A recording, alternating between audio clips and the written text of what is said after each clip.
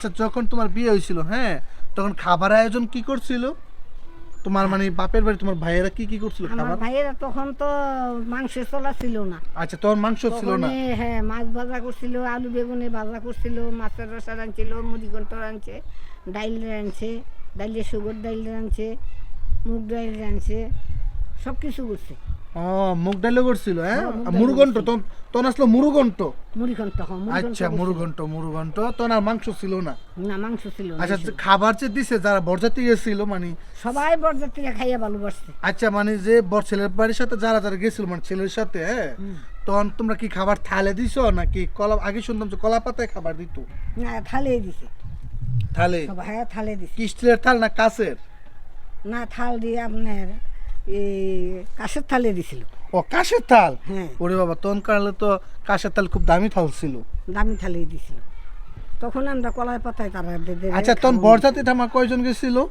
বরযাত্রী তারা 16 জন গেছিল। ও, মাত্র 16 জন? 16 জন। ও গাইস, আর আজকাল তো মনে করেন যে আশীর্বাদে চলে যায় 50 থেকে 100 জন, আর তখন তখন ঠাকুরমার বিয়ের সময় মাত্র 16 জন বরযাত্রী গেছিল। গাইস, বিষয়টা কিন্তু খুবই অবাক। যাই হোক, আচ্ছা, তখন কুঞ্জর ভিতরে ঠামা তুমি কি করছিলা মনে আছে? এদের ভিতরে ও কাজল পরাইছি, মালা পরাইছি, চন্দন পরাইছি, দাদুরে? তারপরে ফুল ছিঁড়ছি। ও আচ্ছা, তো দাদু যে তোমার থেকে যে লম্বা, হ্যাঁ, দাদু তো তোমার তো লম্বা ছিল, তখন তোমার কইতো না যে তুমি দি খাডো বাইকটা এবার? না, এসব কইছে না তারা। তারা শুরু আসিলাম তখন, তারা দেখুই আনছি, তারা এগুলি কইছে না। আচ্ছা, তোমার বিয়ার সময় দায় দাবি কি দিছিল, যৌতুক কি দিছিল? যৌতুক দিছে তোমার ইয়ে 16 টাকা। কত? 16 টাকা না 1600? 1600, হ্যাঁ 1600 দিছিল। আর তখন তো শুরু, তখন মাগনা দিয়া ছিল, মাগনা মাইয়া দিয়ে আনছে, আর আমদারে দিতে টাকা ভাঙ্গি দিছে।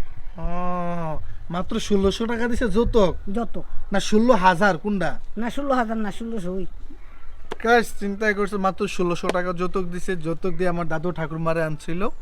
তো ব্যাপারটা কিন্তু আসলে এগুলো স্মৃতি হয়ে রয়েছে, আসলে আমরাও জানি না।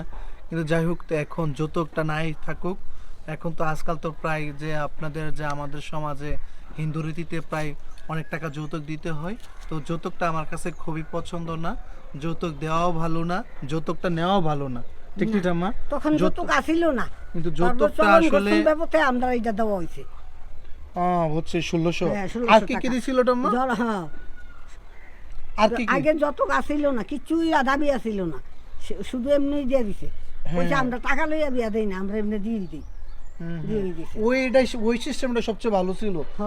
আচ্ছা, তারপরে 1600 টাকা দিছে, আর কি দিছে? স্বর্ণ দিছিল না? হ্যাঁ, স্বর্ণ দিছে। স্বর্ণ দিছে, পাঁচানি সোনার আংটি দিছে, আমার হাতের দিছে, কানের দিছে, 2 পদ। 2 পদ।